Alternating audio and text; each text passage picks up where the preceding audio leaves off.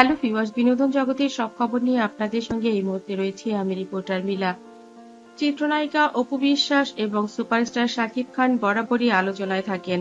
Superstar Shakib খানের বাবা এই মুহূর্তে যে কথাটি বলে মিডিয়াতে সবচেয়ে বেশি জনপ্রিয়তা পেয়েছেন সেটা হচ্ছে সুপারস্টার শাকিব খানের সাথে তার বাবাকে এইবারই প্রথম দেখা গেল। শাকিব খানকে এইভাবে রিপ্রেজেন্ট করেছেন চিত্রনায়িকা অপু বিশ্বাস। মিডিয়ার মাধ্যমে জানা যায় সুপারস্টার শাকিব খানকে এই মুহূর্তে যে হাসিটা দেখতে দিলেন সেটা হচ্ছে চিত্রনায়িকা অপু বিশ্বাস। তিনি বলেন, আমার শ্বশুর হজ করে আসার পর থেকে তিনি আর কখনোই কোনো সিনেমা দেখেন না। শাকিবের সিনেমাও তিনি দেখেননি, কিন্তু যখন তুফান সিনেমাটি নিয়ে এত ঝড় চলছে সারা পৃথিবীতে, তখন জয় তাকে ইনসিস্ট করেছিল। জয় বলেছিল, তুমি একটা বোকা বুদ্ধু, সিনেমা মানে কি খারাপ? পাপা কত ভালো একটা সিনেমা করেছে, তুমি যদি না দেখো তাহলে তুমি বুঝবে কি করে মানুষ কি নিয়ে এত আলোচনা করছে। এই কথা শুনে শাকিব খানের বাবা বললেন, আমি তোমার সঙ্গে সিনেমাটি দেখতে চাই দাদু ভাই, কিন্তু তুমি কারো কাছে বলতে পারবে না। রাতের বেলায় জয় বলে, আজ আমি দাদা ভাইয়ের সঙ্গে ঘুমাবো।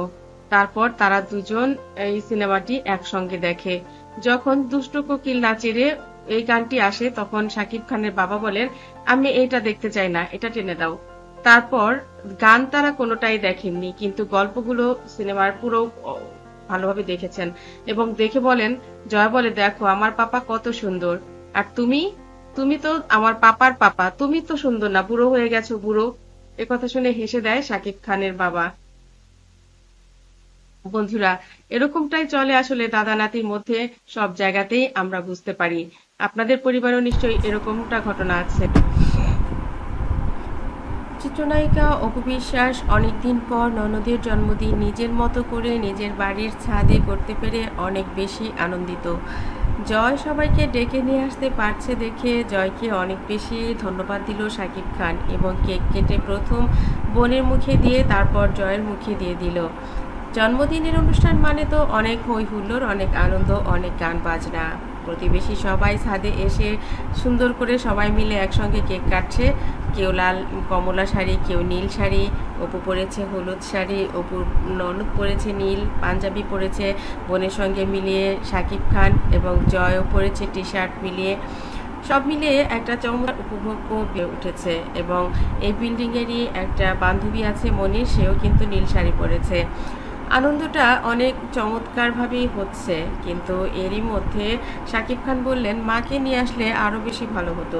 অপু বিশ্বাস বললেন, মন খারাপ করছো কেন? আমরা তো রাতের বেলায় নিকেতনেই খাবো, সেখানে মা তো বলেছে যে অনেক আনন্দ করে রান্না বান্না করবে, অনেক কিছু খাওয়া হবে।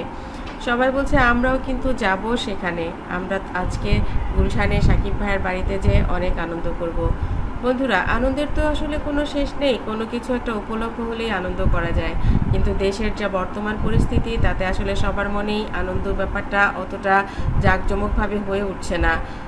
সবাই দোয়া করছে দেশের মানুষগুলো যেন ভালো থাকে, বন্যা যেন কমে যায়, এই অবস্থাটাই চলছে সব জায়গায়। তারপরেও কি আনন্দ থেমে আছে? আমরা কিন্তু দেখেছি রিকশায় করে হাজব্যান্ড ওয়াইফ বিয়ে করে যাচ্ছে জলের মধ্য দিয়েই, বিয়েও কিন্তু থেমে নেই, সব কাজই চলে। আসলে জীবন তো এমনই, কোথাও কোনো কিছুই থেমে থাকে না।